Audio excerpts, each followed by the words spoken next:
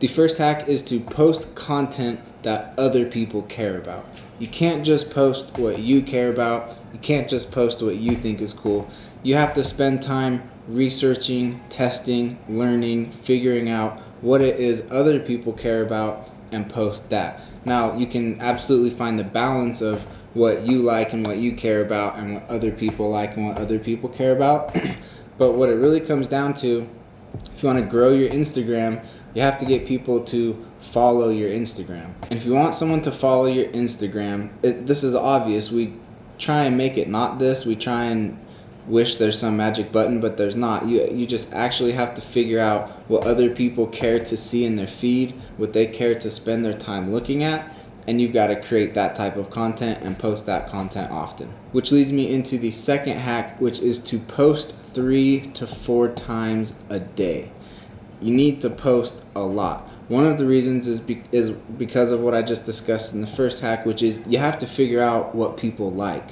And chances are really high you're probably not just going to know that off the top of your head. You're probably going to have to research, and you're probably going to have to put up posts and see how they perform and start to figure out what people like. And later on, one of the hacks later on is going to be how to figure out on your posts which ones are actually leading to growth, which ones are actually leading to the most growth for your Instagram account.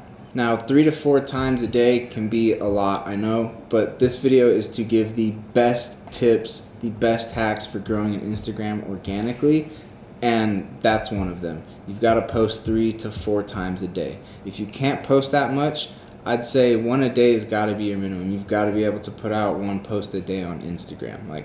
You need to be able to do that. Best case scenario is you're doing 3 to 4 a day. You're spacing those out.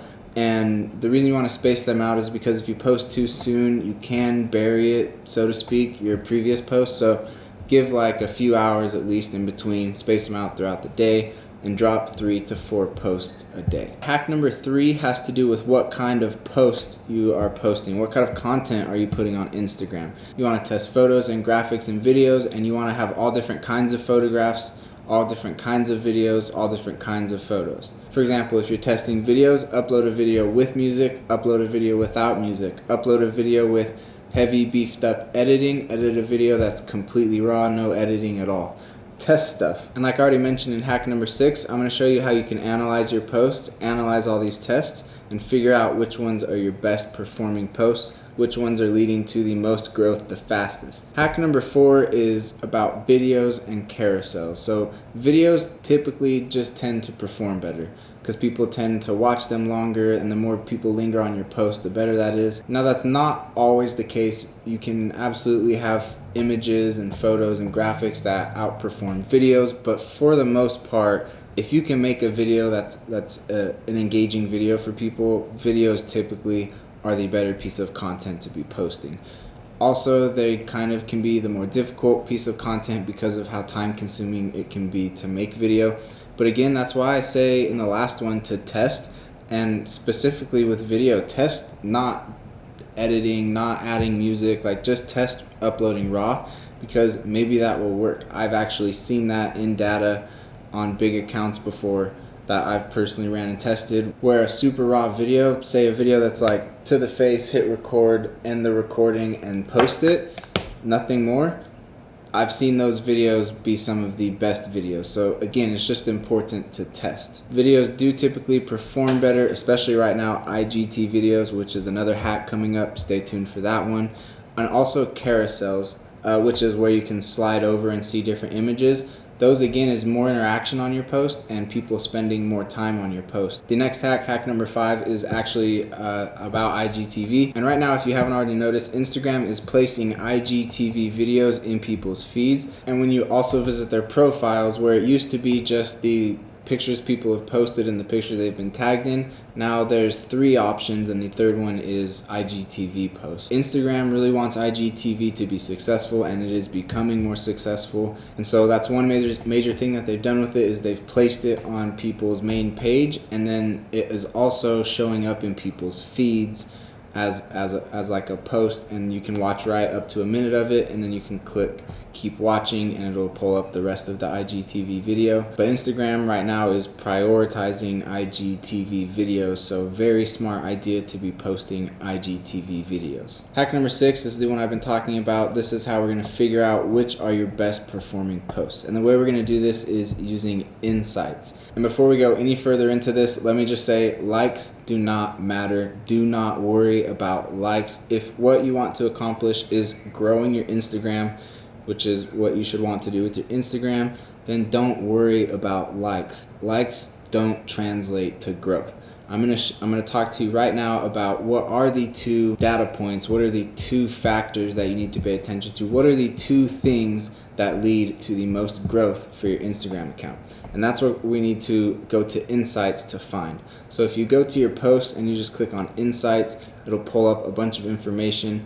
It's all good information, but there's, like I said, only 2 things that are really important to pay attention to in here. The first, and this is the most important by far, is follows. You need to see, as you're doing all these tests and putting up your posts, you need to go into your insights and you need to look at which posts are leading to the most follows. And those are the posts you want to try and make more of, because those are the ones that are getting you the most follows. Those are the ones that are growing your account. And the reason shares matters so much is also pretty straightforward. The more your post is passed around and shared, the more people see it and the more people are likely to follow. So follows and shares is the only thing you need to worry about. You need to test a bunch of different posts a lot, as often as you can, 3 to 4 times a day if possible, and then you need to go into your insights and look at which ones are leading to follows. If none of them are leading to follows, then you got to go back to number 1, because you're not posting content that other people care about. If they're getting follows and they're all getting about the same amount, then you've just got to keep testing until you start to see some differences. If you're already seeing clear differences and you're seeing certain posts that are leading to more follows and more shares, then make more of that type of content. All right, hack number 7, we're going to call this one half organic, half not, because now that you've identified your most successful posts according to shares and follows, you're going to promote that post. The little blue button that Instagram places there so they can get you to spend your money, that's the one you're going to use. And what you want to do is, for a very small budget, say like $5 a day, you want to run that to an audience for the next 2-3 weeks, month, 2 months, or longer.